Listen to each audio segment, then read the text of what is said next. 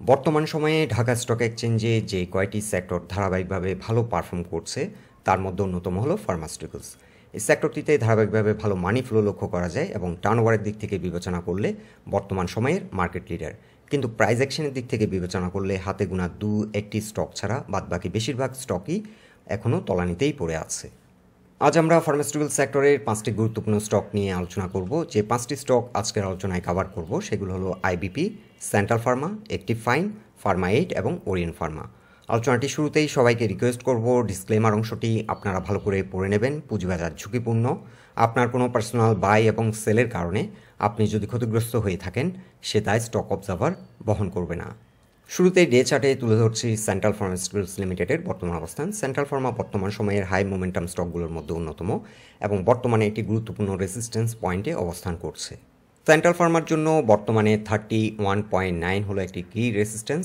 কয়েকদিন আগে একটি অ্যাটেম্প্ট নিয়েছিল এই রেসিস্ট্যান্স পয়েন্টটিকে ব্রেকআউট করার, কিন্তু এই পয়েন্ট থেকে রিজেক্ট হয়ে পরবর্তীতে ডে চার্টে একটি গুরুত্বপূর্ণ সাপোর্ট 20 এক্সপোনেনশিয়াল মুভিং অ্যাভারেজের সাপোর্ট লাইনটি রয়েছে 25 প্রাইস পয়েন্টে এবং এই জোন থেকে সাপোর্ট নিয়ে আবারও একটি অ্যাটেম্প্ট নিচ্ছে এই রেসিস্ট্যান্স পয়েন্টটিকে ব্রেকআউট করার। বর্তমানে ভালো মানি ফ্লো রয়েছে এবং অ্যাপারেন্টলি মনে হচ্ছে এই রেসিস্ট্যান্সটিকে ব্রেকআউট দিতে সক্ষম হবে। সেন্ট্রাল ফার্মা 2017 সালে একবার 31.8 কিংবা 9 পর্যন্ত প্রাইস অ্যাকশন করেছিল এবং এই জোনে কিন্তু হিউজ ভলিউমে একসময় ট্রেড হয়েছিল। বর্তমান ট্রেন্ডটি কিন্তু অনেক পাওয়ারফুল। বর্তমানে কিন্তু আরও বেশি ভলিউমে ট্রেড হচ্ছে এবং চেষ্টা করছে এই রেজিস্ট্যান্সটিকে ব্রেকআউট করার। এছাড়া মান্থলি চার্টে যদি আমরা আরও ব্রডার হরাইজনে স্টকটির অবস্থান তুলে ধরি, বর্তমানে হিউজ ভলিউম নিয়ে কিন্তু সেন্ট্রাল ফার্মা সামনের দিকে এগিয়ে যাচ্ছে এবং এই গুরুত্বপূর্ণ রেজিস্ট্যান্স পয়েন্টটিকে ব্রেকআউট করার চেষ্টা করছে। সো এখন যে বিষয়টি লক্ষ্য রাখতে হবে, সেন্ট্রাল ফার্মার ক্ষেত্রে ব্রেকআউট রেট অপরচুনিটি সৃষ্টি হতে পারে এবং এক্ষেত্রে আমরা সাজেস্ট করব 32+ যদি শক্তিশালী অবস্থান ক্রিয়েট করে তাহলে আমরা চাইলে একটা ব্রেকআউট রেট সেট করতে পারি এবং বিলো 31 স্টপ লস আমরা সেট করব। আর যদি ব্রেকআউট ট্রেড অপরচুনিটি আসে কিংবা সাকসেসফুলি যদি স্টকটি ব্রেকআউট দিতে সক্ষম হয় সেক্ষেত্রে আমরা ফার্স্ট টার্গেট সেট করব 38। So in short, central farmer ক্ষেত্রে 32+ যদি শক্তিশালী অবস্থান সৃষ্টি করতে পারে ব্রেকআউট ট্রেড নেওয়া যায় এবং সেক্ষেত্রে বিলো 31 স্টপ লস আমরা সেট করব এবং ফার্স্ট টার্গেট হবে 38। এখন উইকলি চার্টে তুলে ধরছি ইন্ডো বাংলা ফার্মাসিউটিক্যালস লিমিটেডের বর্তমান অবস্থান। আইবিপি আজ দিন শেষে 18.9-এ ক্লোজ হলো এবং একটি গুরুত্বপূর্ণ রেজিস্ট্যান্স পয়েন্টে অবস্থান করছে। উইকলি চার্টে 200 এক্সপোনেনশিয়াল মুভিং অ্যাভারেজের রেজিস্ট্যান্স লাইনটি রয়েছে 19.2। সো আইবিপির জন্য একটি চ্যালেঞ্জিং পয়েন্ট হচ্ছে 19.2-র উপর ঘুরে দাঁড়ানো। এছাড়া আরও বর্ডার হরাইজনে যদি আমরা আইবিপির অবস্থান তুলে ধরি, আইবিপি মূলত কয়েক বছর ধরে সাইডওয়ে প্রাইস অ্যাকশন করছে। এটি আপ টু 26 পর্যন্ত প্রাইস অ্যাকশন করে এবং এর পরবর্তীতে 17 পয়েন্টে এসে সাপোর্ট নেয়।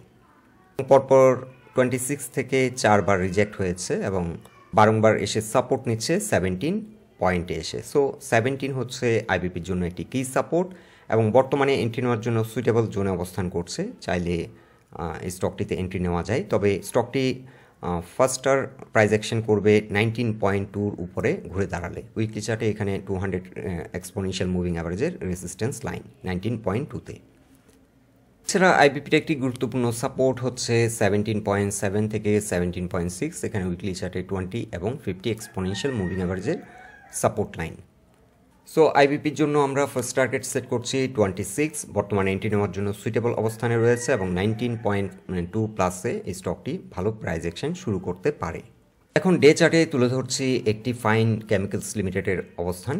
অ্যাক্টিভফাইন রিসেন্টলি ভালো ভলিউম নিয়ে এগিয়ে যাচ্ছে। আজ দিন শেষে 19.4-এ ক্লোজ করলো। উইকলি চার্টে এই স্টকটির অবস্থান যদি আমরা দেখি, উইকলি চার্টে এটি 20 এবং 50 এক্সপোনেনশিয়াল মুভিং অ্যাভারেজের উপর ঘুরে দাঁড়িয়েছে এবং গুরুত্বপূর্ণ একটি রেজিস্ট্যান্স পয়েন্টকে ব্রেকআউট করলো। দীর্ঘদিন ধরে আইবিপি ফ্লোর প্রাইসে অবস্থান করছিল 19.2 কিংবা 3-তে।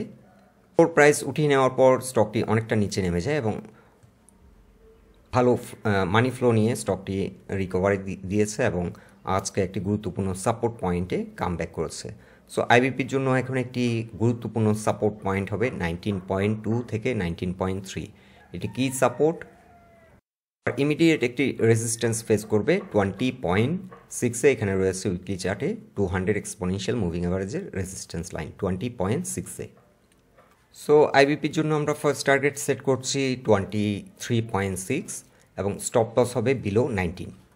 এছাড়া সরি, এটি আমরা অ্যাক্টিভফাইন নিয়ে কথা বলছি, ভুলে আইবিপি বলে ফেললাম। অ্যাক্টিভফাইনের এখন কি সাপোর্ট হচ্ছে 19, যেহেতু তার একটি গুরুত্বপূর্ণ সাপোর্ট পয়েন্টে কামব্যাক করেছে এবং এই সাপোর্ট পয়েন্ট থেকে যদি কোনো কারণে নিচে নেমে যায় তাহলে এটি আবার 18.1-এ একটি গুরুত্বপূর্ণ সাপোর্ট রয়েছে। 23%-এর ফিবোনাসি রিট্রেসমেন্ট চার্টে যে সাইকেলটি কমপ্লিট করেছে সেটি 18.1-এ অবস্থান করছে price point level. So first target হবে 23.6। স্টপ লস নতুন করে এন্ট্রি নিলে স্টপ লস আমরা সাজেস্ট করব বিলো 19। আর ইমিডিয়েট একটি রেজিস্ট্যান্স ফেস করবে একটি ফাইন 21.2-তে, এখানে রয়েছে 38%-এর রিকভারি সাইকেল। এখন উইকলি চার্টে তুলে ধরছি ফার্মা-8 এর অবস্থান। ফার্মা-8 আজ দিন শেষে 723.4-এ ক্লোজ হলো এবং গুরুত্বপূর্ণ একটি সাপোর্ট পয়েন্টে এসে সাপোর্ট নিল। উইকলি চার্টে 200 এক্সপোনেনশিয়াল মুভিং অ্যাভারেজে সাপোর্ট লাইনটি রয়েছে প্রাইস পয়েন্ট লেভেল 681.7-এ। ফার্মা-8-এর একটি গুরুত্বপূর্ণ রেজিস্ট্যান্স হলো 790 এবং দীর্ঘদিন ধরে এই প্রাইস পয়েন্টে কিন্তু ফ্লোরে আটকে ছিল এবং ফ্লোর উঠিয়ে নেওয়ার পর স্টকটি অনেকটা নিচে নেমে আসে এবং ধীরে ধীরে রিকভারি দিচ্ছে। এখন ফার্মা-8-এর ক্ষেত্রে ফার্স্ট টার্গেট সেট করা যেতে পারে 790 আর ফার্মা-8-এর জন্য গুরুত্বপূর্ণ সাপোর্ট হলো 681। ডে চার্টে আজ লক্ষ্য করা যাচ্ছে হিউজ ভলিউম নিয়ে একটি গুরুত্বপূর্ণ রেজিস্ট্যান্স ব্রেকআউট করেছে 719.3। এটি 50 এক্সপোনেনশিয়াল মুভিং অ্যাভারেজের রেজিস্ট্যান্স লাইন। এই রেজিস্ট্যান্স লাইনটিকে ব্রেকআউট করে কিছুটা উপরে অবস্থান করছে। সো যেহেতু ডে চার্টে 50 এক্সপোনেনশিয়াল মুভিং অ্যাভারেজকে ব্রেকআউট করেছে, এখন 50 এক্সপোনেনশিয়াল মুভিং অ্যাভারেজ সাপোর্ট হিসেবে অ্যাড করবে এবং ডে চার্টে 20 এক্সপোনেনশিয়াল মুভিং অ্যাভারেজের সাপোর্ট লাইনটি রয়েছে 692.9-এ।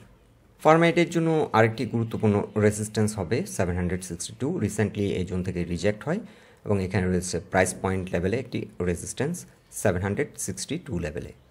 এখন উইকলি চার্টে তুলে ধরছি অ্যাডভেন্ট ফার্মা লিমিটেডের অবস্থান। অ্যাডভেন্ট ফার্মা নিয়ে আমরা বেশ কিছু রিকোয়েস্ট পেয়েছিলাম ইতিমধ্যে। অ্যাডভেন্ট ফার্মার জন্য একটি গুরুত্বপূর্ণ সাপোর্ট লাইন হবে 30.7 এবং এই সাপোর্টটিকে রেসপেক্ট করলো, যদিও কিছুটা রিট্রেস করলো কিন্তু ইমিডিয়েটলি কামব্যাক করেছে এবং আজ দিন শেষে 31.6-এ ক্লোজ হলো। সো অ্যাডভেন্ট ফার্মার জন্য এখন গুরুত্বপূর্ণ একটি সাপোর্ট পয়েন্ট হবে 30.7। বর্তমানে চাইলে এন্ট্রি নেওয়া যায়, তবে 30.7-এর নিচে নেমে গেলে স্টকটি স্টপ লস আমরা সাজেস্ট করব এবং অ্যাডভেন্ট ফার্মার ক্ষেত্রে ফার্স্ট টার্গেট হতে পারে 37। এখন ডে চার্টে তুলে ধরছি ওরিয়ন ফার্মা লিমিটেডের অবস্থান। ওরিয়ন ফার্মা আজ দিন শেষে 81.9-এ ক্লোজ হলো এবং গুরুত্বপূর্ণ তিনটি রেজিস্ট্যান্স আজ ব্রেক করেছে 20, 50 এবং 200 এক্সপোনেনশিয়াল মুভিং অ্যাভারেজের রেজিস্ট্যান্স লাইন।